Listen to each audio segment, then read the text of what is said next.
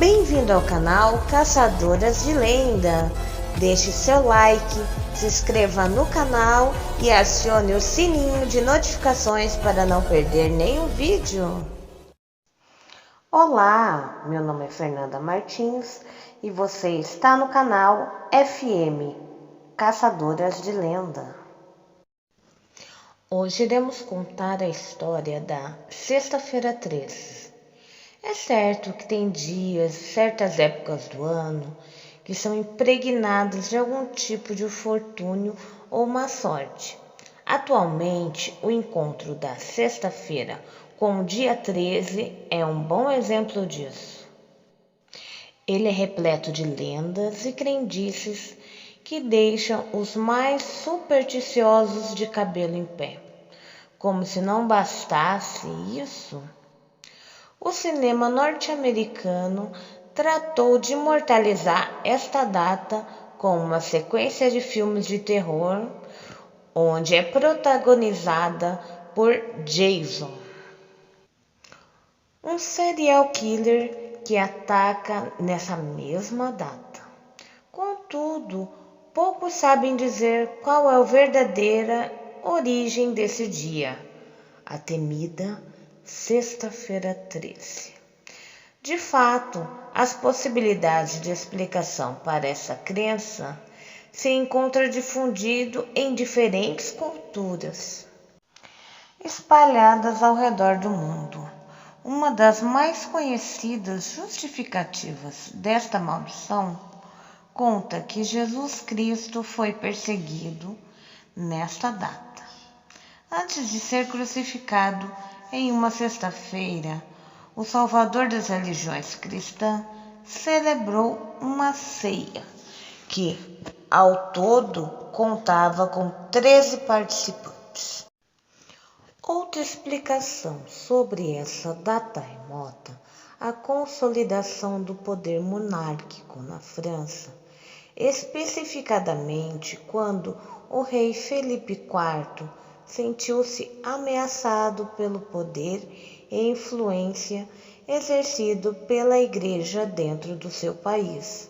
Para contornar essa situação, tentou se filiar à prestigiada ordem religiosa dos Cavaleiros Templários, que por sua vez recusou a entrada do monarca na corporação.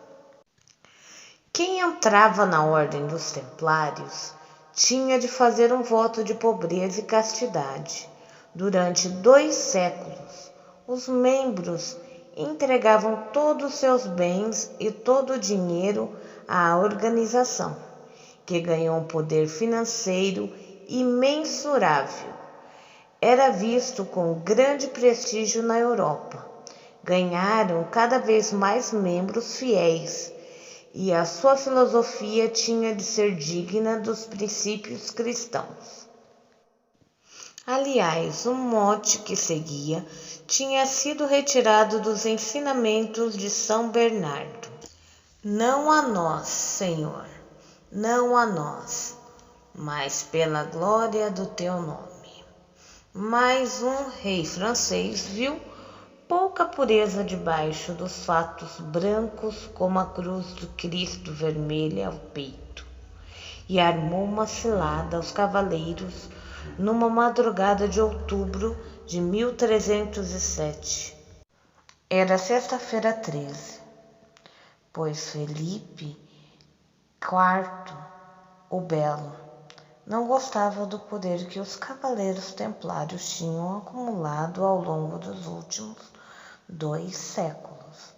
A sua magnificência era tal que só o Papa da época, Clemente V, podia ter mão sobre a ordem. Por isso, Felipe IV usou do seu poder de persuasão e tentou convencer o Papa a acusar a ordem de crimes de heresia, imoralidade e sodomia. Não foi fácil, porque Clemente IV sabia que a sua aliança com os templários era útil para poder manter a paz e a presença militar na Palestina. No entanto, não foi capaz de travar o plano do rei, porque os boatos que circulavam sobre os templários já começavam a denegrir a imagem da própria igreja. Se continuasse a defender a ordem, também a sua boa imagem seria arrastada pela lama. O rei francês planejou então acusar os cavaleiros, todos eles impedidos de casar para respeitar as regras da organização, de manter relações sexuais homossexuais entre eles. Uma acusação particularmente humilhante no século XIV. Nenhuma dessas acusações era suportada por fatos. O único dado concreto é que a coroa francesa precisava do dinheiro da ordem, e quem já havia recorrido para empréstimos.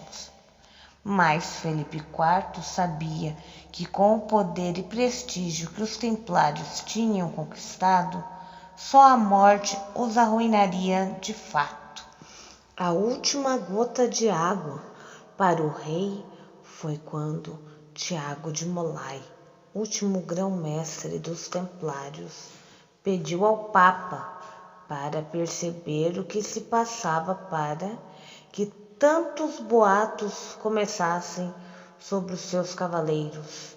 O Papa acendeu ao pedido de Molay, mas avisou o rei que bateu o punho e, aconselhado pelo ministro Guilhermo Nogaret, enviou em agosto uma carta a todo o reino com instruções claras para que só fosse aberta na noite de 12 de outubro de 1307. Toda a gente seguiu as ordens do rei. Na noite marcada, Tiago de Molay foi capturado, justamente com a maior parte dos templários. Todos os bens foram confiscados pela Inquisição. De madrugada, já Felipe IV da França tinha emitido um comunicado onde sugeria que o Papa Clemente IV concordava com a morte dos templários. Enfurecido, o Papa enviou 2 cardeais para repreender o rei. Vieram de lá com um negócio.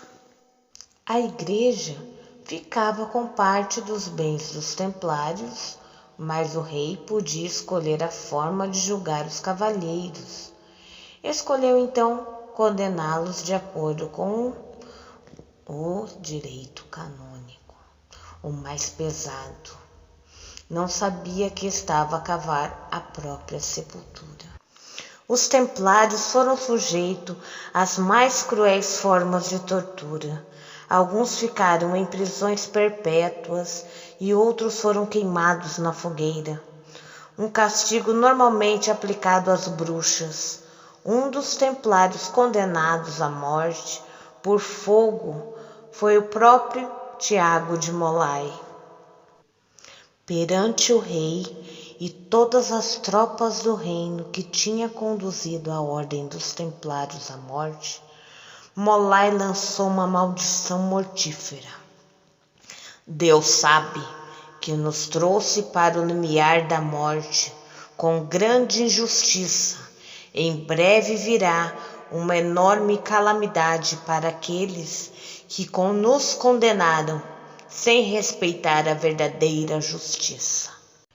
Deus vai nos retaliar a nossa morte. Vou perecer com essa garantia.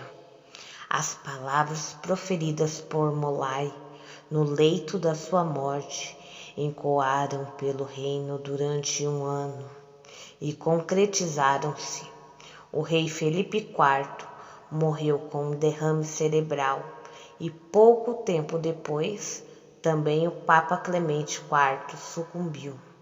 O povo levou a sério a ameaça de Molay e a partir daquele dia, qualquer sexta-feira 13 era vista com receio. O azar podia bater à porta de qualquer um neste dia.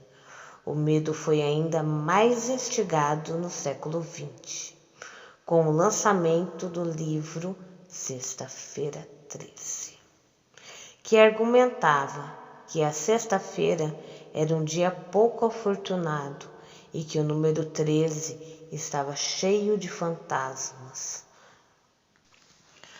O medo espalhou-se pelo mundo inteiro, com os relatos cada vez mais demoníacos associados a este dia. E se você gostou do vídeo, deixa seu like para me motivar a fazer mais vídeos como esse. Se inscreva no canal e não esqueça de acionar o sininho para não perder as notificações. Tchau, tchau!